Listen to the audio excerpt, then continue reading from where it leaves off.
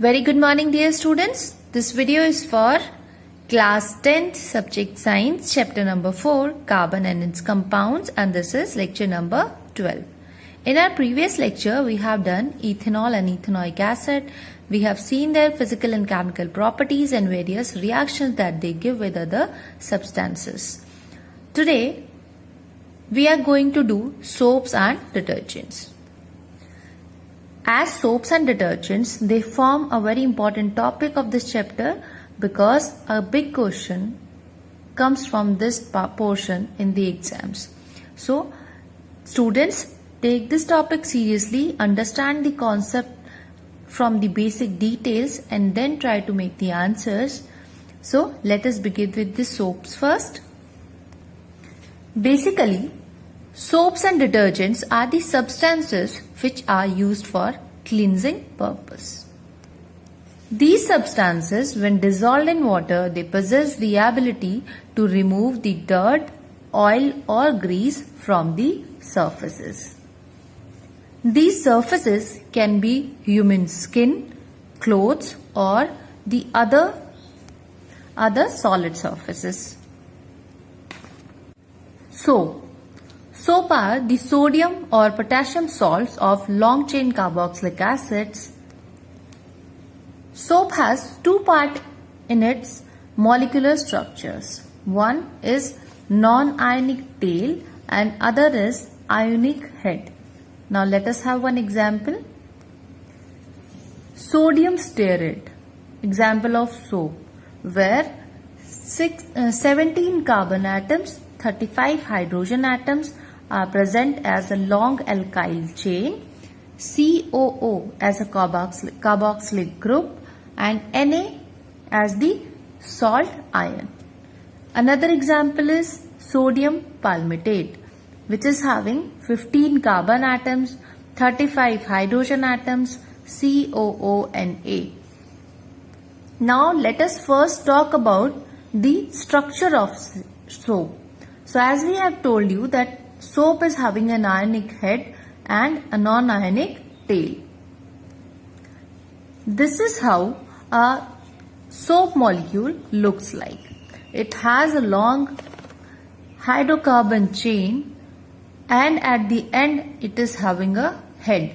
Head is the polar part and this tail is the non-polar part, which is a long alkyl chain having covalent bonds between the carbon and hydrogen, whereas the head contains COO and A, that is COO will be the carboxylic group and Na will be the sodium ion. I have an example of sodium stearate, which is having C17H35COO and A, where this C17H35 is the alkyl chain, which I am writing as R. With this we have COO, which is forming the negative ion of this long chain, and sodium is forming the positive ion of the long chain. So here this part of the molecule is forming a ionic structure. That is why we are calling this particular terminal of the molecule as ionic head. And this alkyl chain, which is non-ionic in nature, is called the tail of the molecule. So the tail is a long chain of hydrocarbons and it is hydrophobic in nature. Why hydrophobic in nature? Because it is a non-ionic hydrocarbon chain which is having covalent bonds in it. So it is a non-polar hydrocarbon chain which hates to go near the water. That means it is water hating or hydrophobic. Hydrophobic means it will not like to add up with the water. So this tail is called hydrophobic tail. And as it is hydrophobic, so it will not react with the water, it will go with the oils or grease or dust particles which are under organic compounds. So it will react with oil, grease or dust. Then head. Head is the ionic end consisting of carboxylic acid groups and sodium potassium ions. As this is ionic in nature, so it is polar and it is hydrophilic. It is hydrophilic, or you can say water loving end. As it is water loving, so it will react with the water present in the container. Whenever we talk about the soaps, so soaps are used for cleansing purpose, and for that cleansing purpose they are always added with the water. So whenever a soap is dissolved in water or soap is applied on a cloth or a surface which is having water, then the micelle formation will take place. Now what is a micelle and how it takes place? Let us see. So micelle is a cluster of about 100 to 200 molecules with the hydrophilic ends on the surface of the cluster and the hydrophobic ends towards the center. This cluster is called a micelle. So as we are saying that that soap molecule is having a structure like this, that it will be having a long alkyl chain with the head. Head will be polar, or you can say ionic, and this long chain will be non-ionic. It will be non-ionic. So this is hydrophobic chain, hydrophobic end, and this is hydrophilic. So when we have water in a container, suppose we are having a water in this container,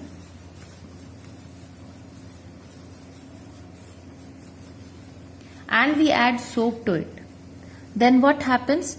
When soap molecules, they react with the water molecules, then this hydrophilic part of the soap molecule is hydrophilic. It will love to react with the water. So it will be on the surface of the water, and the hydrophobic part will try to go away from the water molecules. So when a dirt particle is present in the water, or you can say on a surface from which we want to remove it, and soap solution is added to it, then what happens? The water will contain the soap molecules now, and as this tail of the soap molecule wants to go away from the water molecule, and it wants to connect with the oil or dust. So it will come and attach with the dust particles like this. So the water container will be having large number of soap molecules. So what will happen? More and more number of molecules of soap will come and try to attach with the dust particles like this.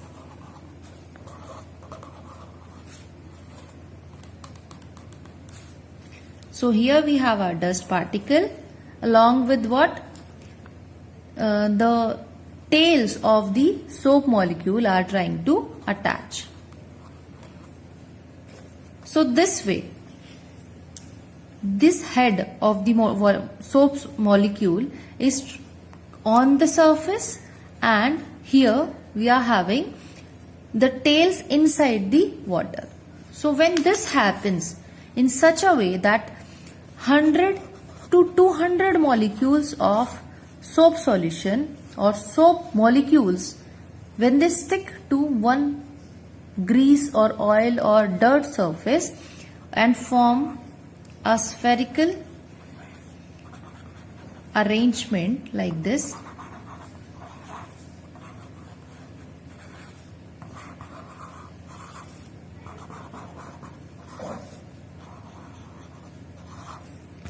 if they form a spherical structure, and if then molecules are now in 100 or 200 range, then they form a cluster, and that cluster, that group of molecules, soap molecules arranged with the dust particles, is known as micelle.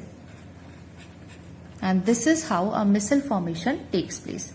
And when we add soap solution into the water, then large number of micelle formation takes place, and because of which the water becomes cloudy. And this cloudiness of water is called emulsification of water.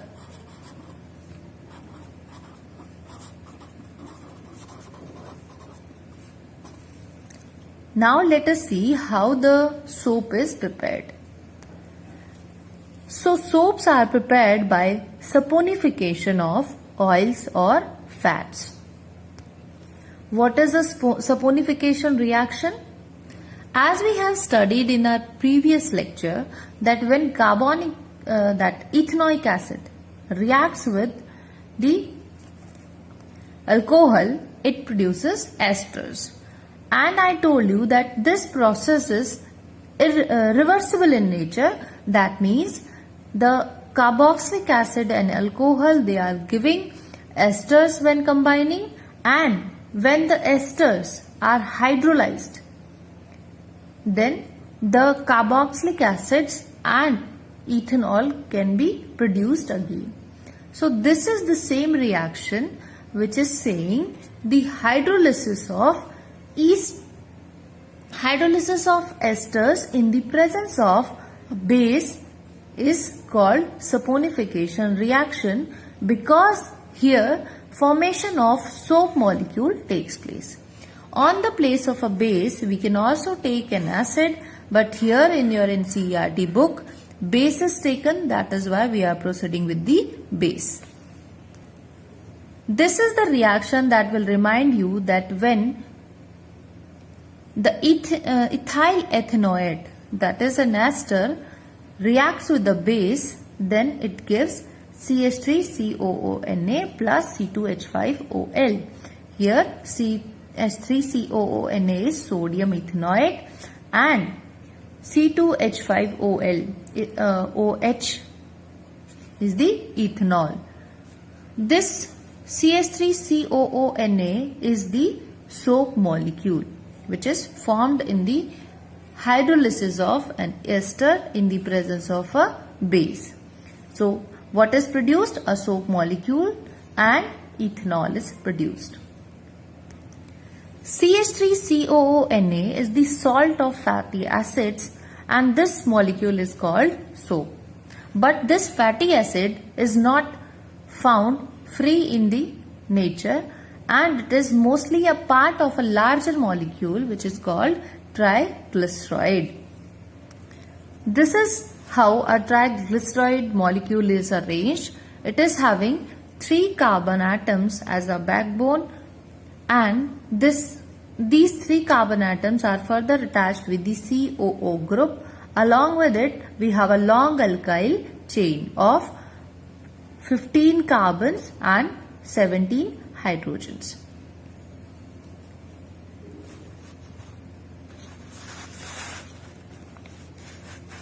Sorry, here we are having 14 and 15 carbon and 31 hydrogens. So this molecule is called triglyceride. When this molecule triglyceride reacts with the base, then this molecule gets hydrolyzed, and the formation of these covalent bonds, the linkage of these covalent bonds are broken, and the alcohol and sodium salts of fatty acids are formed. This is the reaction, or you can say this is the saponification reaction. Now let us see how this reaction takes place. So in the reaction of saponification, we have a triglyceride molecule. When it reacts with the base, that is sodium hydroxide, which is a strong base or alkali, when these two react together, they form CH2, CH2, which is the backbone, and OH group is attached. So OH is the suffix for alcohol. So it is glycerol, which is an alcohol, and NaOC,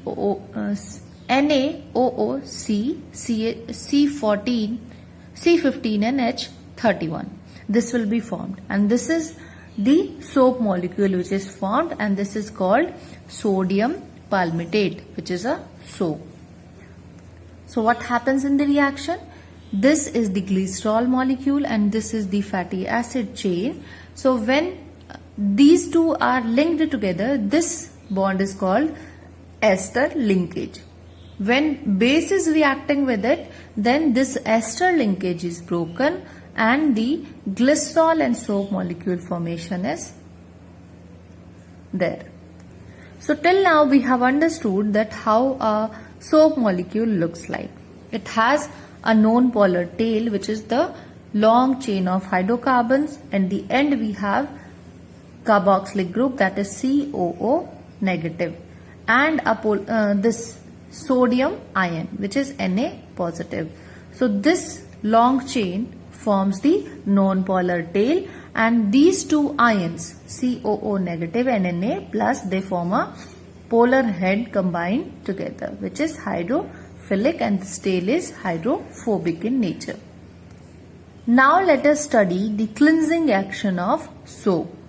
So we are taking the example of sodium palmitate, which is C17H35COO Na plus, COO negative and Na plus. These two I am just showing to tell you that this is the ionic part of the soap molecule, and this is showing you the ester linkage.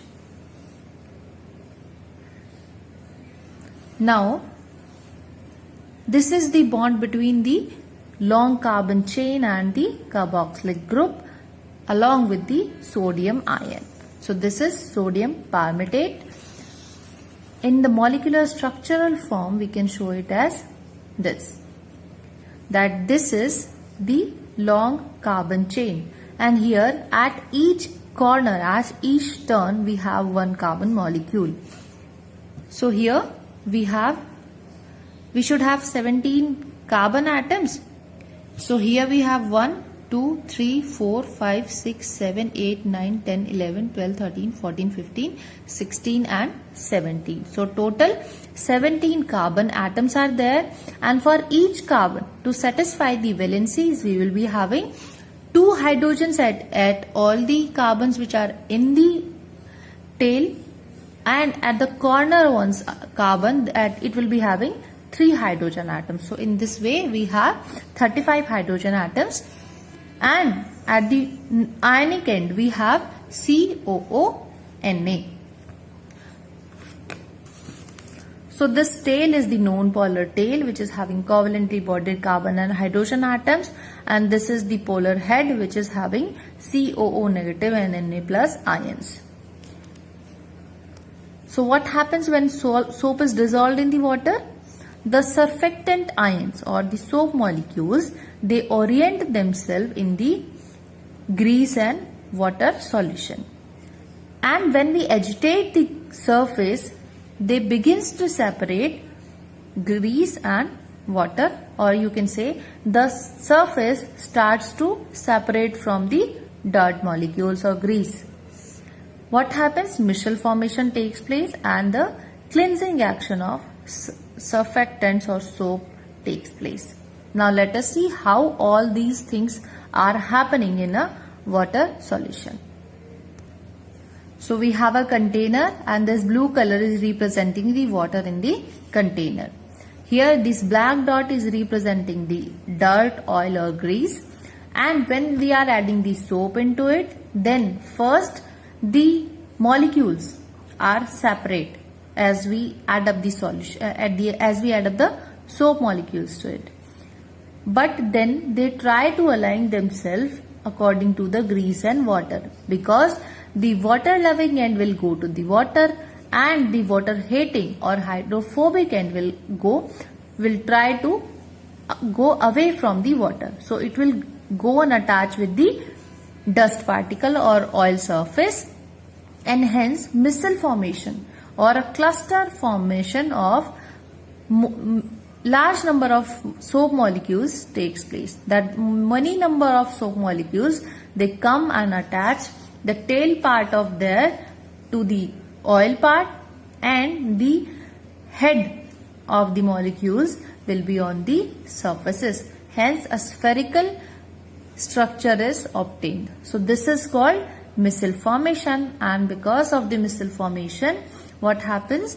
This dust or oil particle is now trapped inside the micelle. Then when we start agitating the surface, or when we remove the dust particles, when we try to remove the dust particles from the surface, or if is there any surface or what cloth in the container, then with the force of water, these micelles, they are removed out of the water, and hence the surface becomes clean. This is one more diagram to make you clear that how the cleansing action of soap takes place. So here what is happening, that in a container we have a surface on which grease is there, and when we are adding soap molecules to it, then these are representing the soap molecules dissolved in the water solution. So this is soap and detergent dissolved in the water. This is the surfactant ion, or you can say soap molecule. So first the soap molecules, they're trying to align them according to the grease and water surface. So water loving part is going to the water, and the water hating part or hydrophobic part is going and getting attached to the grease surface. Now as we start agitating the surface, what happens? More and more number of soap molecules come and get attached with the grease surface, and they try to remove, because they will form the cluster around the grease, and hence the cleansing action takes place, because now the micelles will be formed, and with the action of force of water, these micelles will be thrown away from the water surface, and hence we get a clean surface. But it is not only the soap which is performing or which is supporting the cleansing action, but it is the quality of water that also supports and helps the soap to clean the surface. And the water, we know that it can be of two types. It can be hard and soft. What is hard water? Water that does not form an immediate lather or foam with the soap. And why it is not doing so? Because it is having soluble magnesium and calcium salts in the water, and because of which proper and immediate lather formation is not happening. So micelle formation will be hindered, and so the cleansing action of soap will not be working well here. And what happens when we have magnesium and calcium impurities, or maximum amount of magnesium and calcium salts dissolved in the water? Then let us take an example and understand that we have sodium stearate water, or you can say soap molecule. When it reacts with the magnesium chloride, which is the hardness of the water, or you can say which is the salt which is present in the hard water. So when these two are reacting together, as what will happen? The magnesium will take place and come to the sodium place, and this chloride will go with the sodium, and hence C17H35COO twice is coming, because the magnesium is having a valency of +2. That is why it is having a 2 here. And magnesium, this compound precipitates down. This arrow is showing the precipitation of this compound, and along with the sodium chloride solution, aqueous solution formed. The same happens in the case of calcium chloride, that here also a precipitation of this salt takes place, and these calcium and magnesium salts of fatty acids are insoluble in water and separates as a grayish precipitate, and this grayish precipitate is called scum. And soft water that forms the immediate lather with the soap is called soft water. Here no magnesium and calcium salts are present, hence the soap works well in the soft water. Now let us see the advantages of soaps. Advantage of soap is that soaps are biodegradable. That means they do not produce any kind of pollution. Now let us see the disadvantages of soap. So when we talk about the disadvantages of soap, so the first disadvantage of using a soap is that soap do not work in hard water as there is a formation of scum. So large amount of soap and water is wasted to clean the dust or grease, but still the cleaning is not sufficient.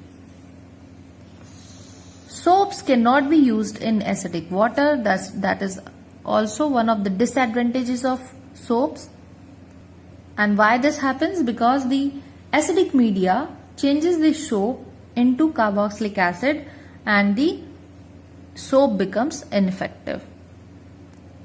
Second topic of today's lecture is synthetic detergents. So as soaps were having some of the disadvantages, so to overcome them, synthetic detergents are used.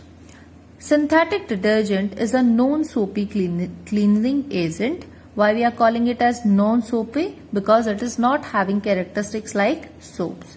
And it is also called soapless soaps. Why?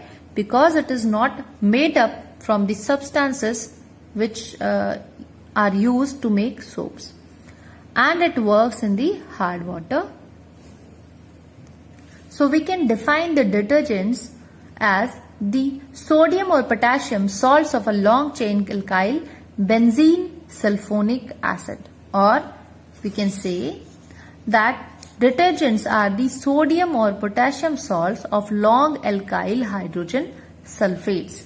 Now let us see the structure, that it has a long alkyl chain along with the benzene ring, and these are the sulfonate salts of alkyl chains. And the structure which is in front of you is called sodium dodecyl benzene sulfonate. Its name is sodium dodecyl benzene sulfonate. Sulfonate because of SO3 and Na+. Benzene ring is there. Dodecyl, 12 carbon atoms are there. So this is the hydrocarbon chain of 12 carbon atoms, and a benzene ring is attached to it along with the sulfonate group. Now let us see the properties. A detergent do not interact with the ions present in the hard water, and it can be used in the acidic solutions, do not form scum in hard water, and hence lesser amount of detergent is used for washing. Now let us see the cleansing action of detergents. Here you can see that in the water container we have the water, and along with it we have a oil or grease. This oil or grease is present here, and when we add detergent to it, then the detergent dissociates into the different parts. In the parts we have two things. We have the long hydrocarbon chain along with the SO3 negative head. Along with it we have Na plus ion. So these two ions, SO3 negative and Na plus, gets segregated, and because of these separate free sodium ions only, what happens, that the cleansing action of detergents is same as that of soap, because these heads will come and stick to the grease or oil surface, and they will form a micelle, and with the force of water they will be removed out of the surface or from the water. But because of the free sodium ions, the precipitation formation will not take place here, because these ions will not interact with the hard water, or you can say the magnesium or calcium ions which are present there in the hard water. So this is the only reason why the detergents are given a priority over the soaps. So what are the advantages of detergents? They can be used even in the hard water and acidic water, more soluble than soaps, stronger cleansing action, and they are derived from the petroleum, so they can save on the cooking oils which is used in various fields. But still they have some of the disadvantages. And what are they? That detergents are non-biodegradable, so they cause pollution. They can also cause water pollution, air pollution, and as they inhibit the oxidation of organic compounds present in the wastewater as they form the envelope around the organic materials, so they stop the oxidation of the organic compounds and hence they cannot be degraded now. And this is one of the disadvantage of using a detergent. So this is it for today's lecture. Now let us see the today's homework. Today's homework, you have 3 questions from your NCERT book. Question number 1 is, why does the micelle formation takes place when the soap is added to the water? Will a micelle be formed in the other solvents such as ethanol also? Question number 2 is, explain the formation of scum when hard water is used with the soap. Question number 3 is, explain the mechanism of cleansing action of soaps. Now let us see the homework solution of lecture number 11. So in lecture number 11 we were having 3 questions. The first question was, how would you distinguish between an alcohol and carboxylic acid experimentally? Now let us see the solution. So the solution is that we can do 2 tests on alcohols and ethanoic acid. First is litmus paper test. So we know that alcohol is neutral in nature and carboxylic acid is acidic in nature. So when we are using a blue litmus paper, then blue litmus paper is turned red in case of ethanoic acid and it will have no effect in case of alcohols because it is neutral in nature. The second experiment can be done that when we have alcohol and ethanoic acid in 2 test tubes and we add either a metal carbonate or a metal bicarbonate to the test tube. So one of the test tube will show the effervescence effect because of the production of carbon dioxide. And while doing the chemical properties of ethanoic acid, we have seen that ethanoic acid, it gives carbon dioxide when it reacts with the metal carbonates and metal bicarbonates. So the test tube which will produce the carbon dioxide or effervescence effect will be the ethanoic acid only. So this way we can test between the alcohols and ethanoic acids. Question number 2 was, what are the oxidizing agents? So oxidizing agents are the substances which oxidizes other substances by providing oxygen or removing hydrogen, because both are the cases of oxidation. Question number 3 of lecture number 11 was, how can ethanol and ethanoic acid be differentiated on the basis of their physical and chemical properties? So on the basis of their physical properties, we can say that ethanol is having a pleasant smell, while the ethanoic acid has a strong smell of vinegar. So this way you can distinguish between the two. And when we talk about the chemical properties, so we have just seen in the question number 1 solution that when an ethanol is reacting with a metal carbonate, it is not producing the carbon dioxide gas. But when ethanoic acid reacts with the bicarbonates, it produces carbon dioxide along with the corresponding metal ethanoids. So let us see the reaction. So this is how the reaction takes place, that when ethanol is reacting with sodium hydrogen carbonate, no evolution of carbon dioxide is there, but when ethanoic acid is reacting with sodium hydrogen carbonate, then with the production of sodium ethanoid, we have H2O, that is water, and carbon dioxide. So this is it for today's lecture.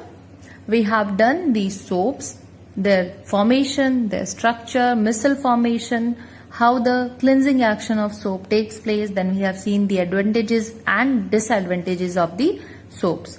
We have also seen what are detergents, what are their structure, what are their advantages and disadvantages along with the cleansing action of detergents. So in the next lecture, we will be solving the in-text and NCERT questions which we have not discussed while discussing the lectures. So, and one more important thing, students, that on the school's website, along with your homework today, you have to submit, now onwards, you have to submit your homework to us on our email IDs that will be provided to you along with the homework. So, keep doing your homework and send it to us. So, take care and goodbye.